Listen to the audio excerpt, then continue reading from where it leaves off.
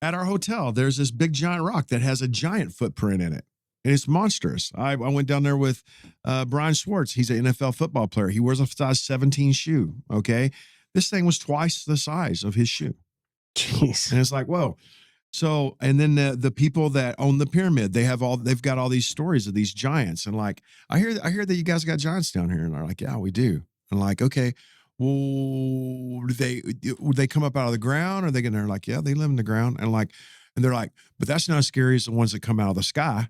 And I'm like, the ones that come out of the sky, and they said yes, and they come down and they look like stars and constellations, and they manifest into what look like people, and they threaten us if we don't give them things. Wow. So it's like, I know that there's a species of angels that's called the host of heaven.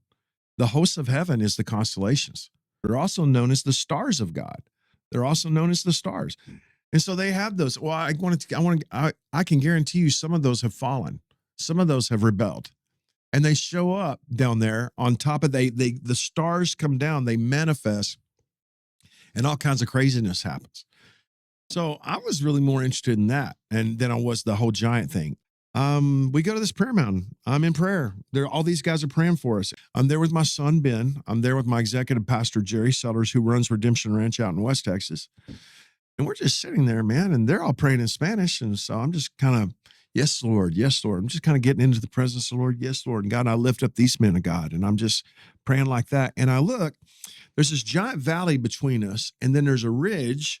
And across from us, it's a little bit higher than us. And at the top of the ridge is this one big giant tree. And it's a big old tree. And I'm sitting there, man, and I'm looking up at that tree. And it's just beautiful mountains. And so while they're praying, I'm just kind of doing the Louis Engle. I'm rocking back and forth, and they're praying for me. And then, man, I look back at that tree, and something is just coming up and standing next to that tree. And I see it come up. And at first, I thought somehow it was a tree that was falling over, towards me somehow because it rose. And I just, in my mind, I was trying to figure out how it worked. And I just thought, whoa, man, that's something going to fall off that cliff up there. But it stopped and it froze, and it was erect right next to the tree. And as they're praying for me, man, when the tree would move, it would move. And I was like, that ain't the wind blowing that tree.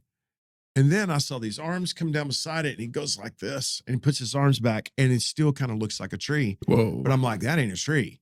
I said, I know you can hear me, you devil. And I just said it in that tone of voice. And when I did, he put his arms out like this, and he started rocking back and forth.